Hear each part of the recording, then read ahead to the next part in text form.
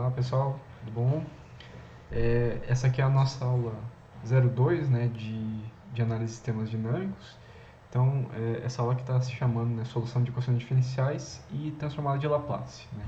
Para quem está acompanhando o curso aí, na aula 01, né, a gente abordou alguns conceitos aí de sistemas dinâmicos, né, a parte de definições, né, de sistema, entrada, saída. A gente falou de causalidade, sistemas causais, não causais. E a gente falou bastante também de classificação de sistemas dinâmicos, né?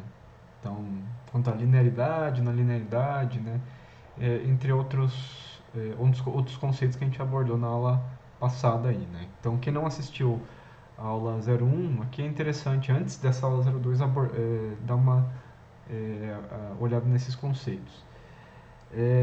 Então, até então, né, até a aula anterior, a gente abordou mais alguns aspectos teóricos mesmo aqui da disciplina, né, sem botar a mão na massa, vamos falar assim. Né. Então, a partir dessa aula 2 a gente vai começar a fazer isso, né, e eu gosto de falar que a partir dessa aula aqui é onde a coisa começa a ficar mais feia. Né. Então, quando a gente está falando na aula 1 sobre os conceitos mais abstratos aí de sistemas dinâmicos, né, e quando eu mostro alguns exemplos, a coisa ainda é mais bonita, né? Então, a partir dessa aula, a gente começa a botar a mão na massa e transformar tudo aquilo que a gente falou de conceito, né, em abstração matemática. Né? Então, é o que a gente começa a fazer aqui hoje. Essa aula 2 aqui, a gente vai começar, na verdade, revisando alguma coisinha aí de equações diferenciais, né? Então, eu tinha comentado na aula anterior que essa parte de equações diferenciais vai ser bastante importante para a gente aqui. Por quê? Porque os sistemas dinâmicos que a gente vai modelar, eles vão eventualmente resultar em uma equação diferencial que representa algum fenômeno físico. Né? E para entender a resposta desses sistemas, né, a primeira coisa que a gente tem que fazer, obviamente, é resolver essas equações diferenciais. Então, a gente vai resgatar alguma coisinha aí dessa parte aí mais matemática que vocês já viram, né? E nessa aula 2 eu vou dar uma adiantada numa uma ferramenta que a gente vai utilizar bastante aqui na disciplina, que é o que a gente chama de transformada de Laplace. Né? Quem está fazendo esse curso aqui na UFSCar agora, né, talvez esteja cursando uma outra disciplina, né, chamada de métodos de matemática aplicada, onde vocês também vão ver essa transformada de Laplace, só que num ponto de vista mais matemático, mais teórico. Né? Então a ideia aqui na disciplina não é abordar tanto essa teoria da transformada, que ela é importante, né? Mas sim mostrar como que a gente aplica, primeiro para resolver sistemas, né? Para resolver equações diferenciais, e depois para analisar esses sistemas. Né? A gente vai ver que a gente consegue extrair muita informação do nosso sistema dinâmico sem resolver a equação diferencial, né? O que é bastante interessante, e a gente vai ver isso ao longo da disciplina. Né? Então, aqui é o conteúdo dessa aula 2, né? Eu chamo aqui de aula, né? Mas seriam mais como capítulos da disciplina. Né? Então, nessa aula 2, eu vou dar uma breve introdução ao nosso assunto aqui, falar da transformada de Laplace mesmo, a gente vai falar de alguns teoremas da transformada de Laplace, a gente vai exemplificar alguns casos de transformada de Laplace de funções, a gente vai falar de transformada inversa de Laplace, que vai ser muito importante para a gente, e no finalzinho aqui da aula 2, a gente vai falar de um conceito que é recorrente em sistemas dinâmicos lineares, chamado de função de transferência. Né? Então, essa palavra, função de transferência, vai permear toda a nossa disciplina e vai ser muito importante aqui ao longo do nosso curso. Né? Então, o que a gente vai estudar nessa aula? A gente vai ver a transformada de Laplace, né? A gente vai frequentemente chamar ela de TL, aqui só por brevidade, e vai ver as formas de aplicação dessa transformada em sistemas dinâmicos. Né?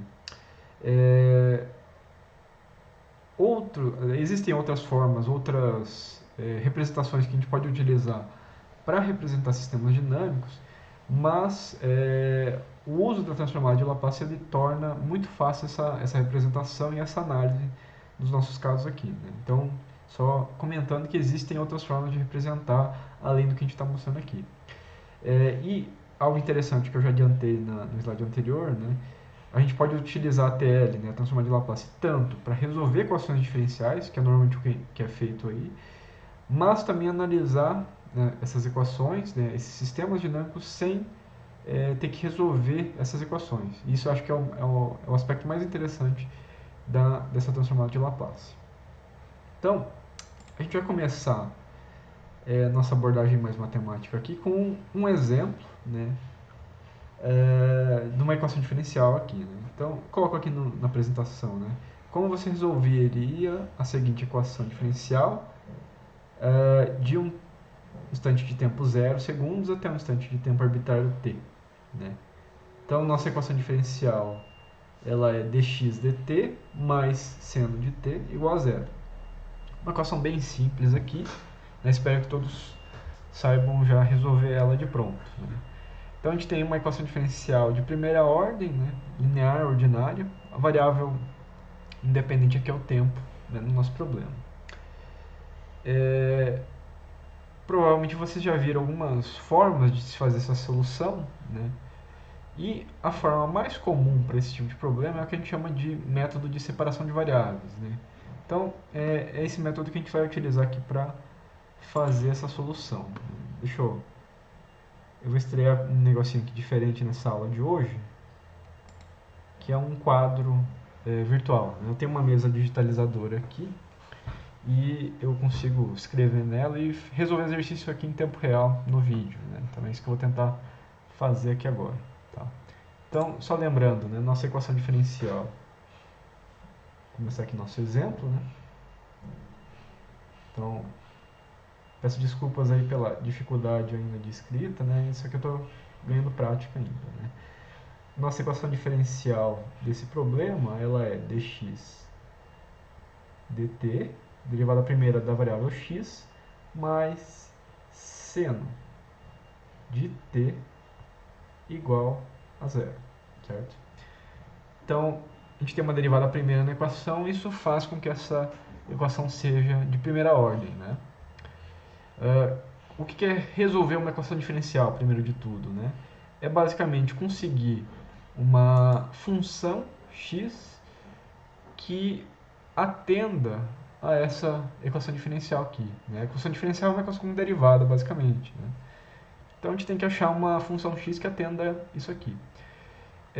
Se você tem alguma experiência com solução de equação diferencial, e se você olhar a nossa equação aqui, como ela é simples, você só analisando o formato da equação, você consegue já pensar numa solução simples aqui. Né? Mas eu vou, aqui no nosso problema, considerar que a gente não sabe essa solução de antemão e a gente vai resolver ela usando o método de separação de variáveis, que é o mais comum aí. Né? Então, o que a gente faz nesse método? Primeiro de tudo, eu vou isolar os termos da equação que tem a variável que a gente quer achar, que é a função x. Então, primeira etapa, eu vou isolar dx dt. Isso aqui é igual a menos seno da variável tempo, certo? Então só isolei aqui a variável dx dt. E a gente vai isolar aqui, né, a variável dx, o diferencial da função x é igual a menos seno de t vezes diferencial de tempo, né? A representação da derivada aqui permite a gente passar essa variável dt como se fosse multiplicando no outro lado da nossa equação. Lembrando, né, o que a gente quer achar aqui é a variável x nossa, né, a nossa função que atende essa equaçãozinha diferencial. Né? Então, o que a gente pode fazer com essa equação? Simplesmente integrar ela dos dois lados da equação. Então, integral de dx é integral de menos seno de t dt, certo? Tá, então a gente tem uma equaçãozinha aqui que é mais fácil de resolver. Quais que são os limites de integração aqui no nosso problema? Nosso tempo, o enunciado já falava isso, ele vai do intervalo de tempo de 0, né, 0 segundos, até um instante de tempo chamado t aqui, de 0 a t então. E o nosso x, né, a gente não sabe o comportamento desse x, é o que a gente quer achar. Mas, para generalizar a resposta aqui no nosso caso, a gente pode considerar que o x ele começa, né, no que a gente chama de condição inicial, né, x0 aqui, x0, e vai até um estado final, que é o que a gente quer achar, chamado de x. Né? Então, no instante de tempo zero aqui, o sistema nosso estava com um valor x0, né, a condição inicial do problema, e no instante de tempo t arbitrário, ele está numa condição x aqui. Né? Então, só para lembrar disso, né, x0 aqui é o que a gente chama de condição inicial.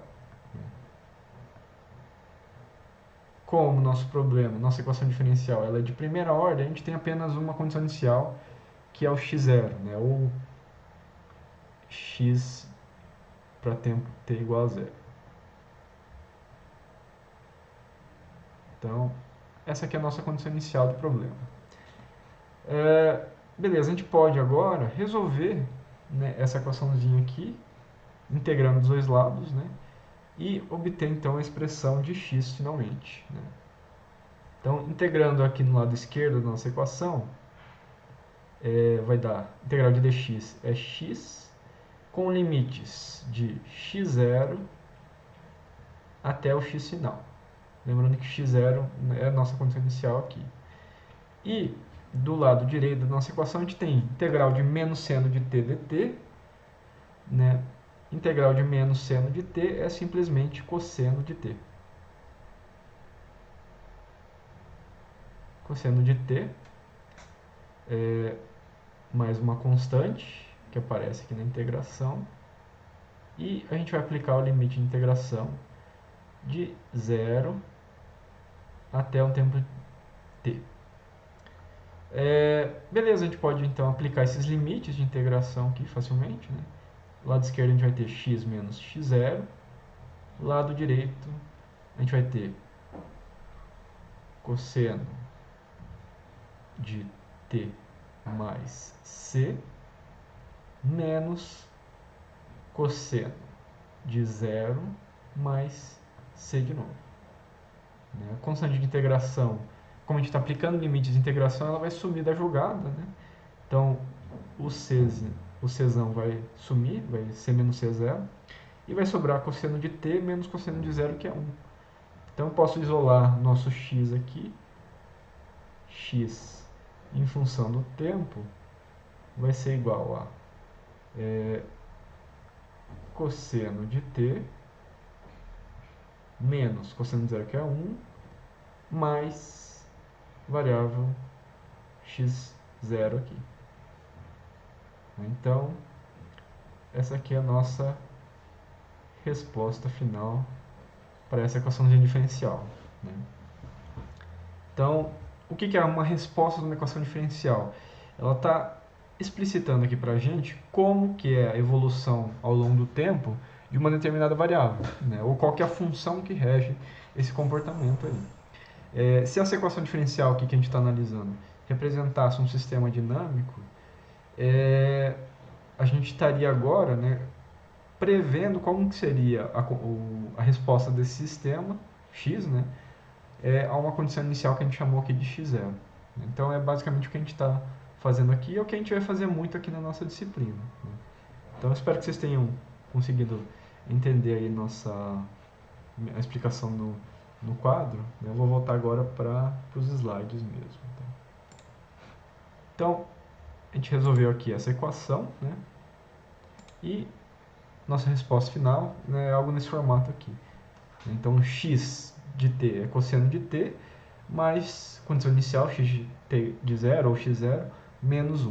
Né? Então, isso aqui é basicamente a resposta que a gente conseguiu lá na solução que eu mostrei para vocês aqui, que eu fazia em tempo real. Né? Então, como eu tinha dito, né, isso aqui está mostrando para a gente como que o x evolui conforme a variável independente vai passando, né? No caso, a variável independente é o próprio tempo, assim como vai acontecer nos nossos sistemas dinâmicos.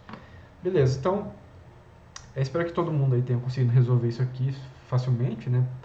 Porque é um caso simples de solução de equação diferencial, né? Que pode ser resolvido simplesmente com uma separação de variáveis aqui.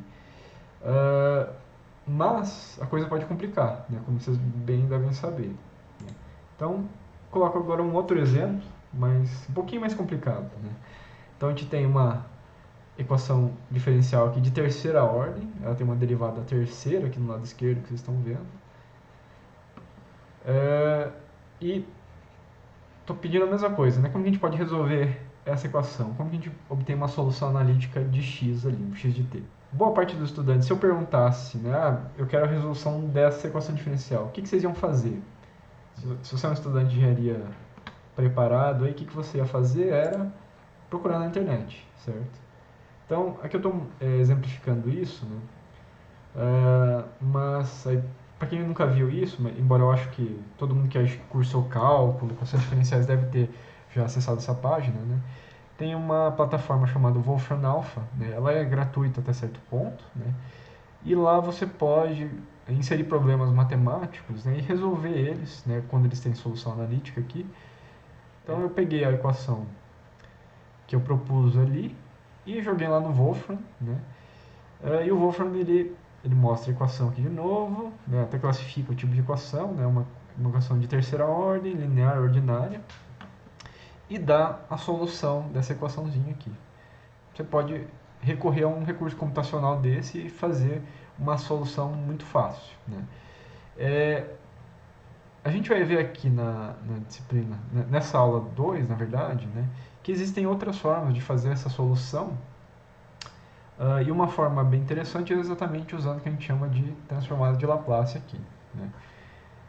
Então, para iniciar essa discussão, né, eu vou apresentar aqui o nosso camarada Laplace, né, Pierre-Simon Laplace. Né? Então, ele viveu aí de 1749, ele era francês, né, e até 1827. Né? Então, Laplace ele é um matemático famoso, né, ele tem contribuições aí nessa parte de equação diferencial, né, que é o que a gente vai utilizar mais aqui, mas ele tem outras contribuições também. Né? Vocês vão ver o nome desse carinha bastante aqui aí ao longo da graduação de vocês. E ele é tão importante, né, que ele está com o seu nome cravado lá na Torre Eiffel. Né? Aqui tem uma fotinha no lado direito e tem o nome do Laplace aqui, em um ponto. Né? Então, ele é um cara bastante importante aí na construção de algumas ferramentas matemáticas, né? E a gente vai pronunciar o nome dele muitas vezes aqui ao longo da disciplina, porque a transformada que ele elaborou, né, vai ser de muita ajuda aqui pra gente. Né? Então, o Laplace, né, ele viveu num contexto aí onde foi desenvolvida, né, as leis da mecânica clássica e tudo mais. Né? Teóricos da época, matemáticos e físicos, né, eles estavam muito entusiasmados, né, com essa teoria toda. Tem um conceito interessante que eles colocam daquela época, né, chamado demônio de Laplace. Né? O que é esse demônio de Laplace? Seria uma entidade que ela teria o poder, vamos falar assim, de saber posição, né, e o momento de cada átomo que compõe nosso mundo, nosso universo. Então, essa entidade, né, que teria esse conhecimento de posição e momento de cada partícula, dada as leis da mecânica clássica, né, que eram já bem estabelecidas na época, você poderia tanto prever o futuro, né, dessas partículas todas, né, você conhecesse isso tudo, quanto o passado desse sistema todo. Né? Então, na época, com entusiasmo em relação a essa mecânica clássica, né, tinha-se a ideia que o universo era determinístico. Né? Então, se o universo fosse regido por essas leis todas da mecânica, você conseguiria saber o comportamento do sistema em qualquer situação, dado que você conhece posição e momento dessas partículas. Né? Depois, né, com o desenvolvimento da termodinâmica, da mecânica quântica e tal, isso foi esquecido, né, foi negado porque, né, os sistemas não são 100% determinísticos. Né? Então, isso não é possível. Se fosse possível, né, a gente acabava com a ideia, de certo modo, de livre-arbítrio, né? Então, uma vez que você tem uma lei que rege, né, a natureza, que é a mecânica clássica, e uma vez que você conhece posição e momento, você saberia todo o passado e o futuro, né? Então, é só um conceito, né? Aqui para fim de curiosidade mesmo, né? Vocês podem ler mais a respeito aqui depois, né? E aqui eu estou mostrando, né, a equaçãozinha matemática da famosa transformada de Laplace, né? Então, aqui eu estou colocando essa equação, tá? A gente não vai deduzir essa equação nem nada, como eu falei, a gente vai mais aplicar ela aqui ao longo do nosso curso. Então, transformada de Laplace de uma função f de t, ela é a integral de 0 a infinito dessa função f de t vezes a exponencial de menos st no tempo, dt. Então, várias vezes aqui na nossa disciplina, a gente vai representar a transformada de Laplace de uma função com uma letra maiúscula, né? Então, transformada de f de t é f maiúsculo em função de s. O que é esse s? É o que a gente chama de variável complexa de Laplace. É uma variável que tem parte real e parte imaginária. A princípio aqui, se você olha isso, é um conceito meio matemático abstrato, mas a gente vai ver que esse S aqui vai ser muito útil aqui para a gente, para analisar sistema dinâmico também. Esse L rebuscado aqui é uma letra que a gente vai usar frequentemente para representar, né, a transformada de Laplace, né? Então, esse L aqui está indicando um operador de Laplace, ou Laplaciano também chamado, que age na função f de t, na função do domínio do tempo, e esse Laplace aqui transforma a função para um outro domínio, para um domínio que a gente chama de domínio S, ou domínio de Laplace. Então, é basicamente isso que essa transformada faz, ela muda o domínio da nossa função. Como eu falei, o S ele tem uma parte real que aqui está enunciado como sigma, e uma parte imaginária, multiplicando o izinho aqui, que é chamado de ômega, né? Lembrando que o i é o número imaginário, né, a raiz de menos 1.